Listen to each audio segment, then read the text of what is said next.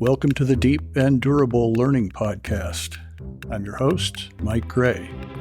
I have 45 years of teaching experience in higher education, and I've taught over 10,000 students. Many of my students would say that I taught them how to think. I've also been involved in faculty development for over 30 years, and I've trained over 100 university faculty how to teach their courses as a way of thinking. Join me and my guests today as we talk about the structure and rationale behind the transformative experience that is the Summer Institute in Teaching Science.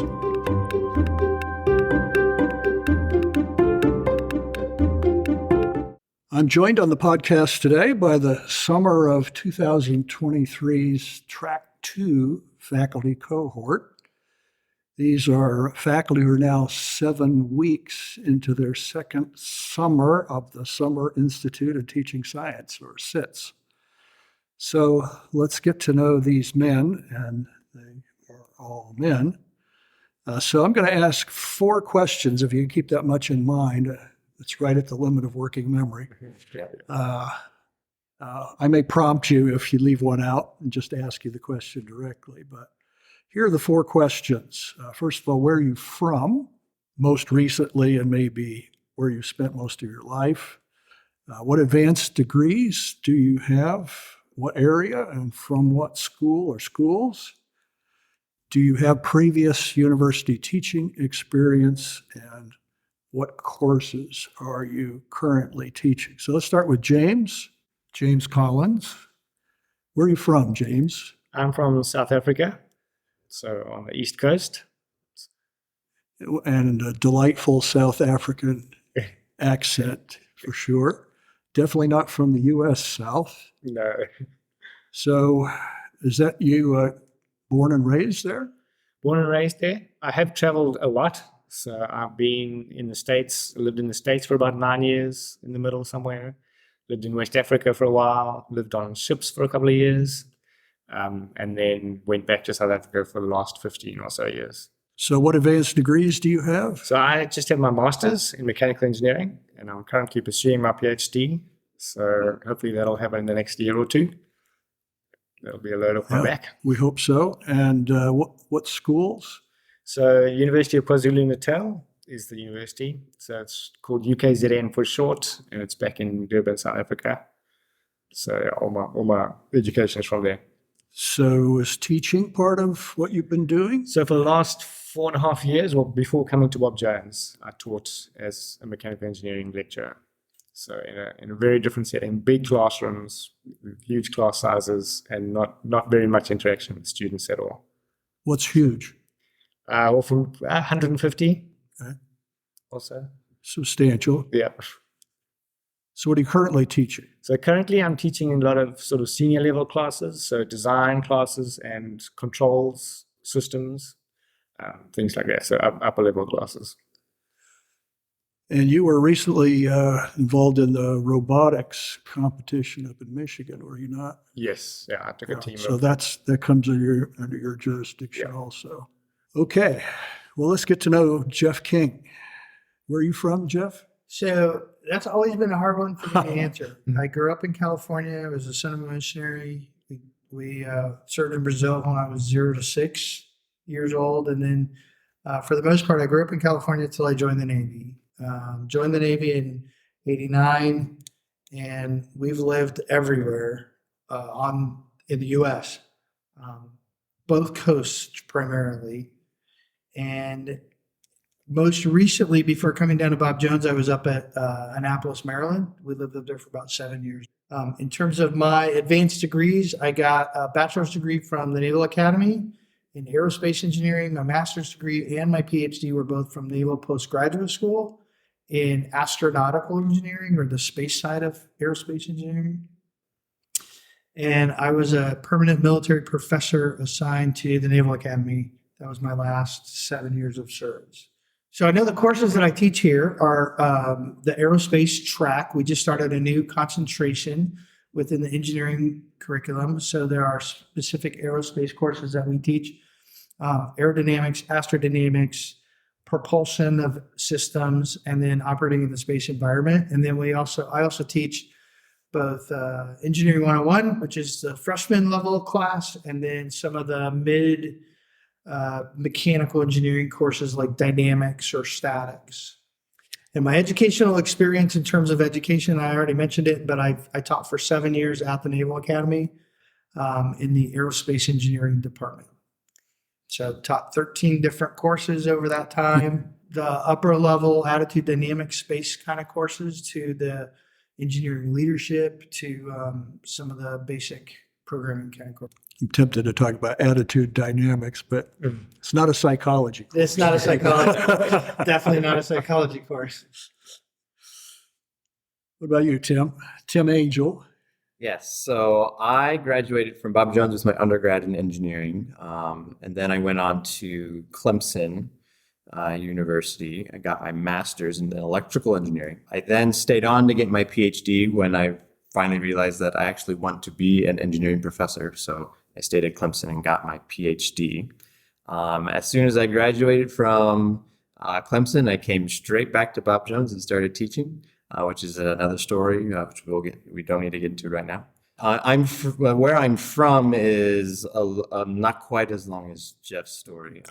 I was born in North Carolina. My dad is a pastor, so we moved up to Pennsylvania when I was 4.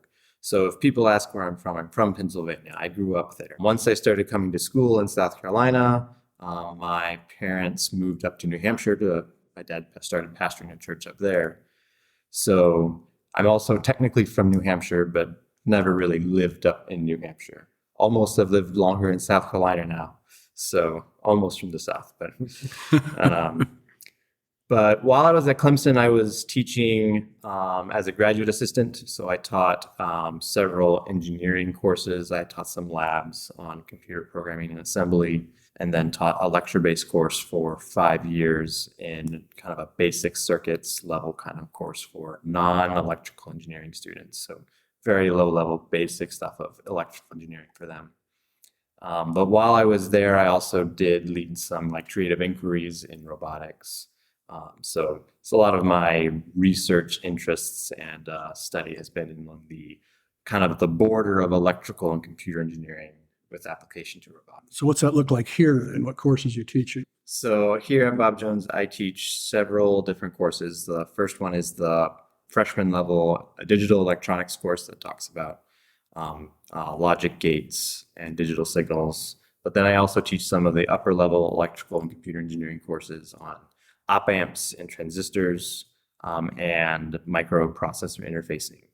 So those are the main courses that I teach. Well, all three of you are now veterans of SITS Track 1, which emphasizes clear thinking teachers. There's a real sense in which a faculty member's pedagogy is often felt to be untouchable. I've heard it said that university faculty are the ultimate outside contractors. Okay, this was at a conference I spoke at that was all deans and administrators. That's the way they viewed faculty. Like, if you start pushing them, if you have something that's top down, they will just tell you that I'm not going along with that, and you can't do anything about it. That's at least if you're not adjunct. There's a sense in which, maybe you've all heard, probably have, of this, something being a third rail, okay, like Social Security, which I'm now collecting, so don't mess with it. However, I submit that the third rail in a rail system is literally where the power comes from. And similarly, power or lack of power in teaching comes from faculty pedagogy.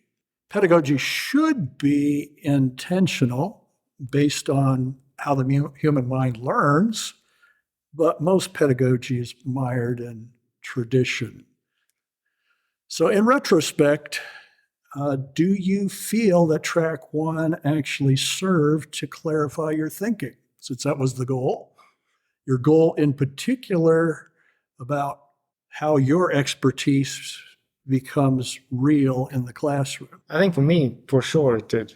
Just kind of going back to the place of being a student and forgetting about all the assumptions that you take for granted. and thinking about, okay, well, those, I actually assume those, but the students don't assume them. Mm. And how do I get them to the place of knowing them as assumptions? And so I think breaking it down was very helpful for me, at least. Anybody feel like setting that out as the goal for track one was in some way, I don't know, offensive, a rebuke, an assumption that you weren't where you needed to be? There's a natural pushback. Anybody feel any of that? I mean, I think for me, since at least among the three of us, I'm the most new faculty, I was really helped by the fact that I needed to take a summer to figure out, okay, how do I actually teach this course? Since it was the first time I'd been in that situation. I've been teaching in grad school, but that was a different scenario, different kind of. Because somebody else made basic decisions about Right. pedagogy. I mean, someone else was choosing, okay, here's exactly what you're teaching. Here's why you teach that. I didn't have as much experience then. It's like, oh, I've got to teach all of this new content. And so kind of getting to essence of, okay, well, what do I actually need the students to learn? And how am I best going to do that? How do I clarify in my own thinking, okay, how do I make that concept clear so that they are able to understand it the same way that I do, at the level that I do? How do I not necessarily transmit that knowledge, but help them understand that way of thinking? And that was helpful to me to like, okay, no, we did take a summer and really think about that and clarify that before you jump in just in the first day of class. So Jeff, you got the most experience, so the most likely to think, I'm not sure that I need to start at that basic level. So, it's funny because I would have reacted very differently. I knew I'm not the best teacher in the world, even with some experience. I had mentors at the Naval Academy that I looked up to that were excellent teachers, and I was not nearly as good as they were. And so trying to figure out how they connected with the students and the information they were trying to get across at the same time in ways that I just couldn't quite figure out. That was very helpful for me in two real ways. The first one is it caused me or gave me the opportunity to stop and think big, deep thoughts about what I teach and why I teach it. At the Naval Academy, that was never an option because you were so busy during the summer and then you were so busy during the school year. You were just happy to get through and make some minor changes. As you went along, you made minor changes along the edge, and you never really sat down and looked at the program as a whole, your course as a whole. You just sort of like, well, I've got 80%, so I can change 10%. And the last 10% is just flexible anyway. So that was really helpful for me. The second thing is we started a brand new curriculum here at Bob Jones. So the aerospace concentration is brand new, and it's not like it's an aerospace major where I have the ability to choose all 150 credits.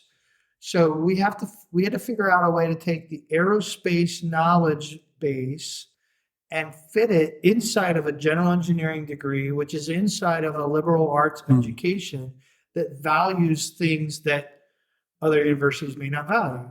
And so the ability to stop and think about what's really important, not all the little facts and all the equations and all the different, variations on those facts and equations, but what's really important. And it was what Tim said, getting back to not the knowledge that you have as an expert, but the thinking that you do as an expert. Because there's lots of things that I know that I've forgotten that I know. But I think in a certain way that allows me to come right back to that. Reconstruct those when you need them. Yeah.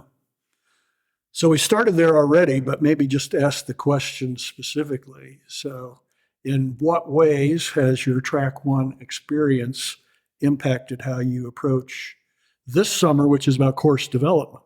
I think for me, it's when I'm looking at a new course that I'm going to be teaching, even if it's something that maybe I have already taught before, I want to focus on, okay, well, what's the main point of the course? What are the big questions of that course? And like, where do I want the students to go? It's not just that, okay, I'm going to teach this, I'm going to teach chapter 1, then teach chapter 2, and then we're just kind of go on that sequence, and eventually we'll get to wherever we end up at the end of the semester when we run out of time. But like, where do I want them to go? Where do I want to actually end up? And thinking about that plan ahead of time and developing then the course from that perspective. Okay, what questions will I need to ask? What topics will we need to discuss so that we can actually come to a good understanding before we hit maybe that larger question that we really need to address by the time you get to the end of the course. And thinking about those questions at the onset as opposed to as we hit them is probably a better approach than just winging it. So not assuming that your pedagogy is wrapped up in what textbook you decide to Right. use and what order those chapters come in and the decisions that the authors made. Right. So why not? Why not just, so these guys have some clout or they wouldn't have been able to author a book. So why not just take what they had and run with it? So for me, that was easy because nobody has a book that covers all the things that I want to address. And so I could either have 3 textbooks for my one course, or I could have one textbook that covered some, but not all. The thing that track 1 did for me in terms of course development, and I'm knee deep in it still, is it gave me the framework with which to answer the questions, well, but why? Right? Because normally I would have said 3 years ago, you said, well, why are you teaching this in dynamics? Well, because they have to do it a little bit later, or they have to do it a little bit later, or somebody else wants them to be able to do that. I'm like, but why? Why does somebody else want them to be able to do it? Well, because they did it when they were in undergrad, or because, so the ability to sort of pin down not the knowledge, but the reason for the knowledge or the reason for the experience was very helpful for me, because at the end of the day, I have way too much information to try to cram into the courses that I have. And so this has helped me answer the question, okay, but what do you get rid of? Right? Because inevitably as professors, we're always left with, I would love to have 1.5 years worth of material in my 1 semester course. And you go, but I can't. So what do you get rid of? And how do you emphasize the learning over the content? And thinking about that ahead of time helped me as I walked into the course development of, okay, now I'm developing a course that is more interested in the thinking than it is in the content, which I'm still working on, but it helped a lot. Well, and why questions we observe throughout SITs are really pointing to cause-effect explanations, which are what we call principles. And delineating those principles and making those be the thing that powers the course is part of the challenge. We start to learn how to do that as individuals in track 1, but then we need to start doing it with somebody else in mind, with a novice in mind in track 2.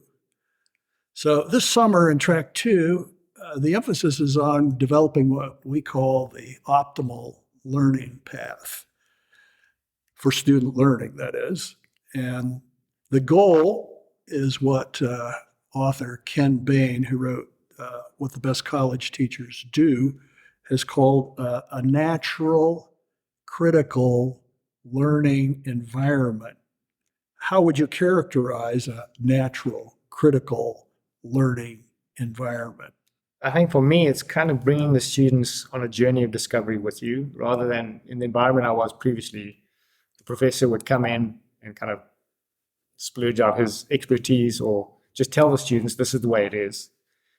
But to me, this critical learning environment is much more about let's discover this together. How can we solve the problems together? Where were the experts thinking of how to solve a problem, and can we solve that problem together?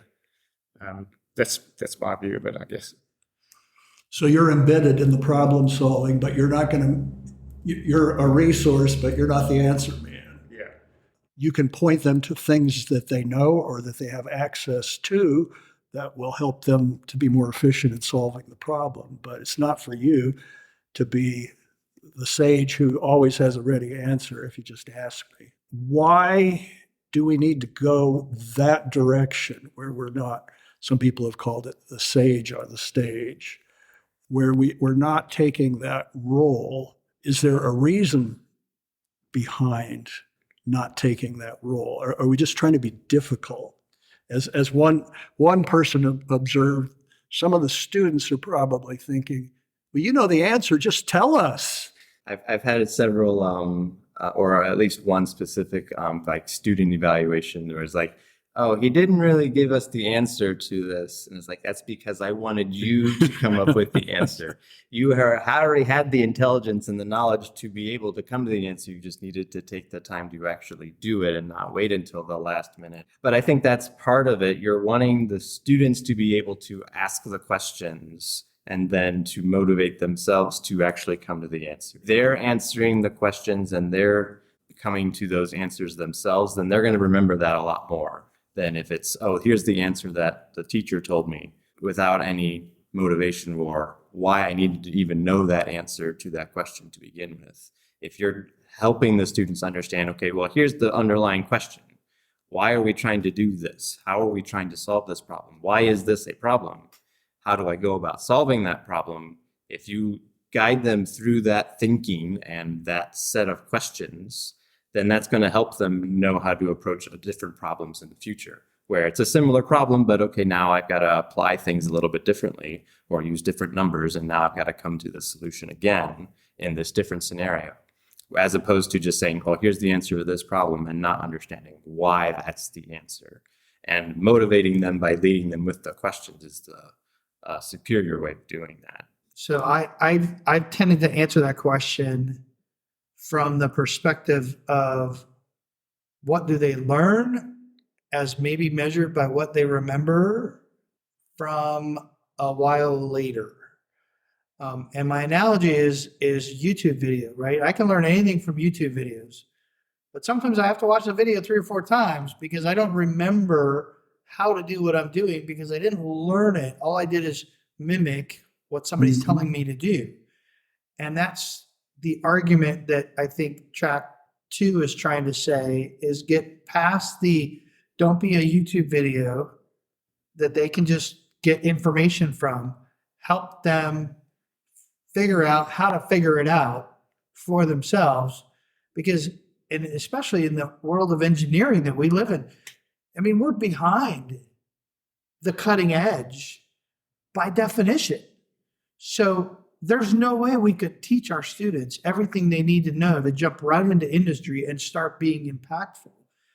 So the only thing we can really do is teach them how to figure stuff out, how to think like an engineer, so that when they get into their engineering roles, whether it's grad school or directly into industry, they can be impactful on things that we didn't even talk about because that's what's out there today, tomorrow, or the next year. So the goal becomes less about a body of content and more about a way of thinking. So really, last summer, you took your thinking apart, and this summer, you're trying to enable novices to think the way you've come to terms with your own thinking, to think like engineers, since all 3 of you are engineers. We touched on this a little bit, but experts, and all 3 of you are experts in your own domain of engineering, are deathly afraid of oversimplification.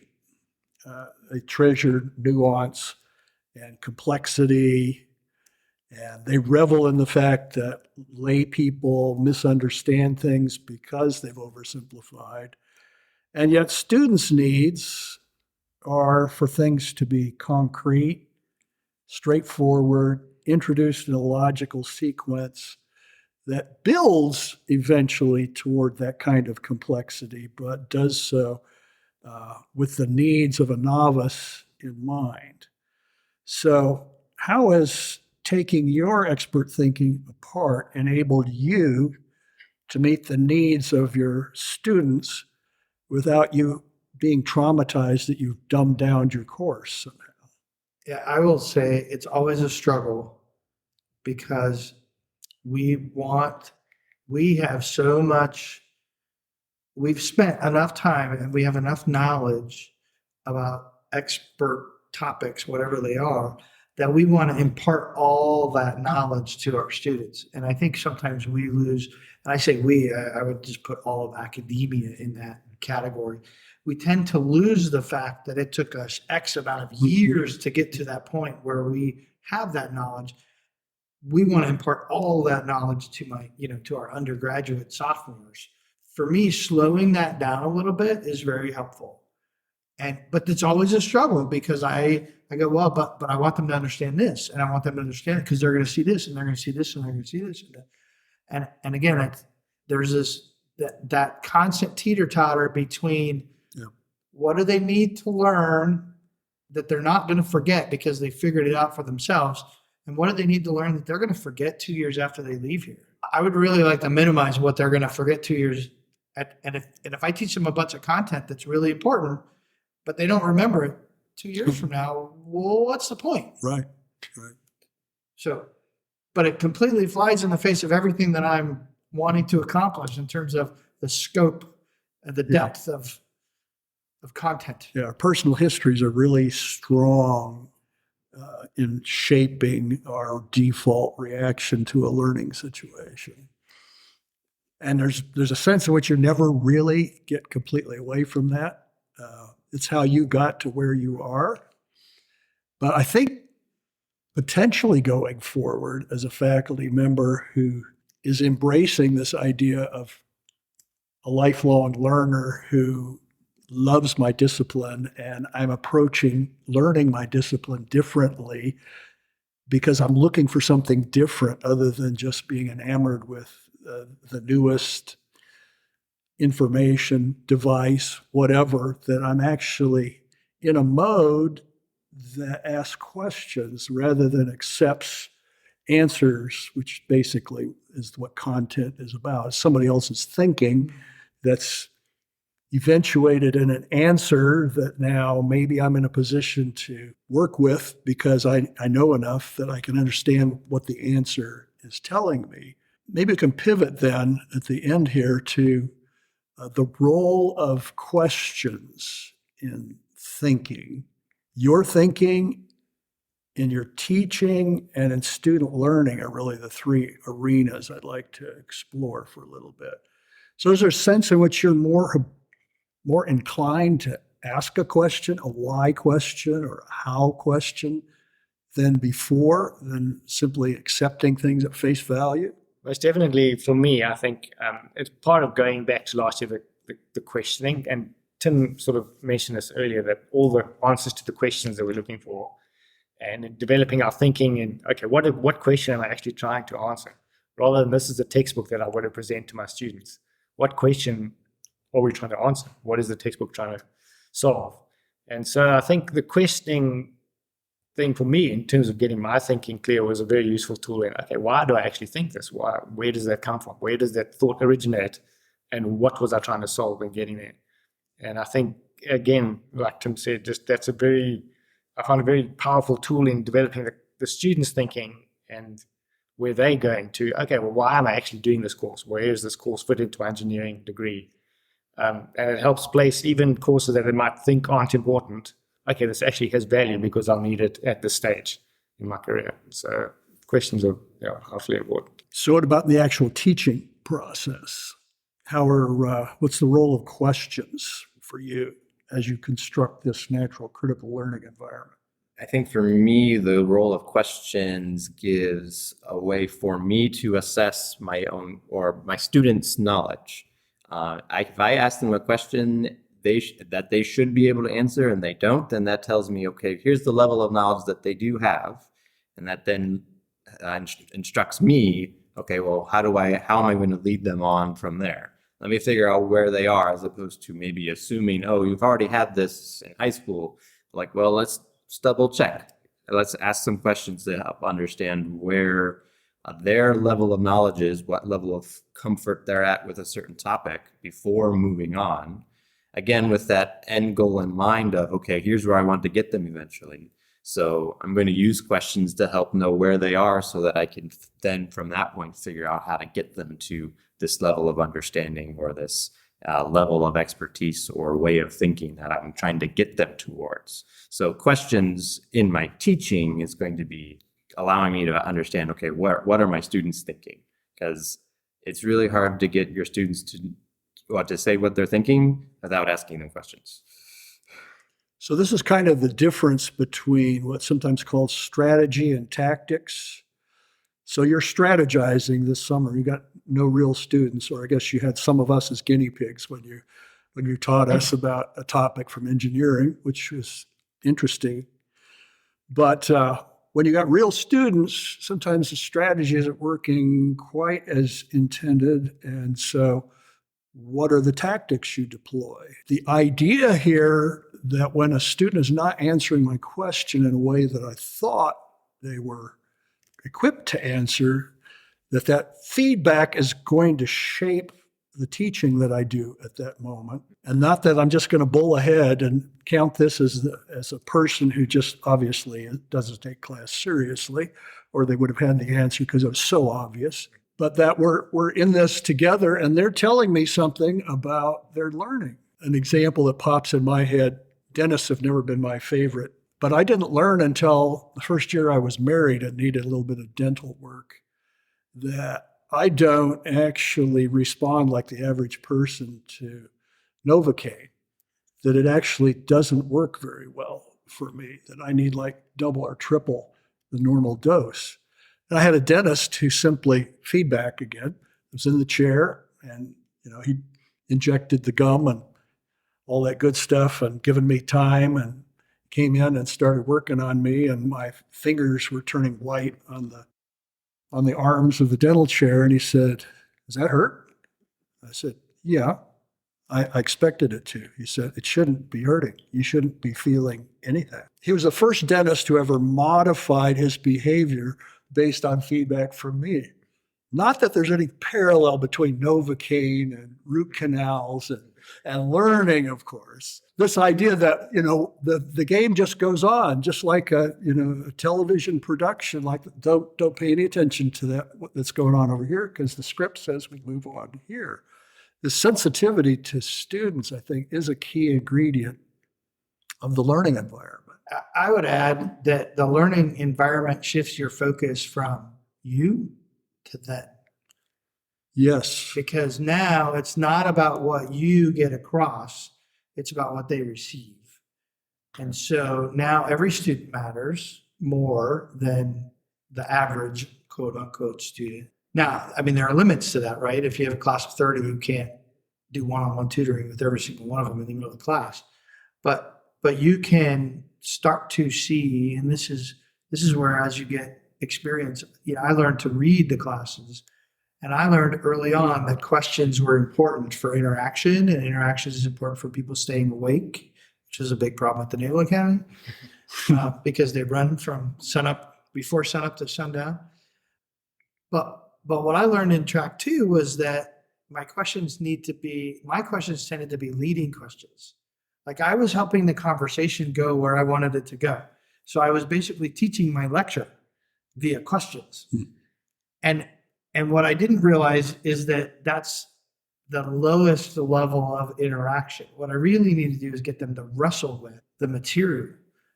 And my response probably would have been 3 years ago, well, they're just going to wrestle with that on their own. And now what I'm going to try to do is try to figure out how to get them to wrestle with that out loud in class. And that's a very messy, scary proposition. You don't know what they're going to say. Right.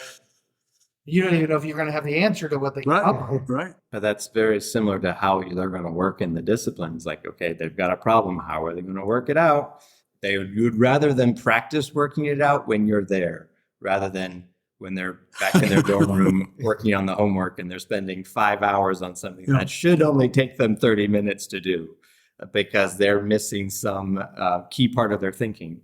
So if you can get them to practice that, and then you can model what good thinking is for them and say, oh, you should be thinking about this when you're looking at this problem.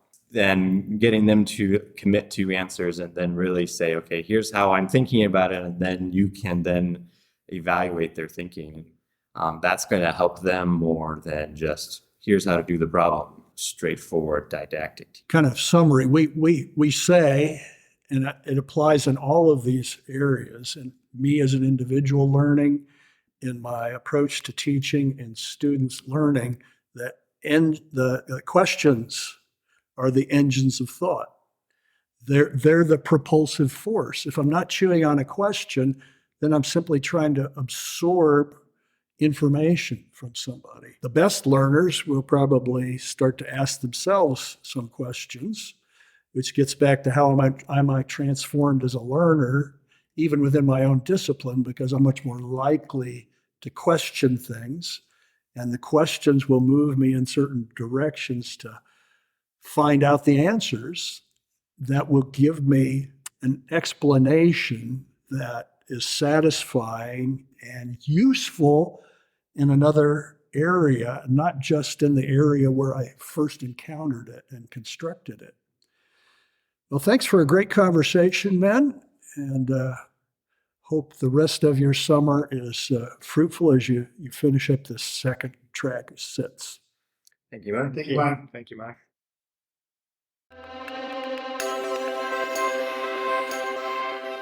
We've reached the end of our summer podcast season, which features the Summer Institute in Teaching Science. I'm going to take some time off, and then I'll be back in the fall with a new season. I'll be interviewing faculty at different academic levels who teach in a variety of different subject matter areas, from business to history. What they all have in common is their implementation of the principles of teaching that empower deep and durable learning. Their success stories are inspiring. If you have questions or suggestions, you can reach me at deepanddurable.com. See you on September 9th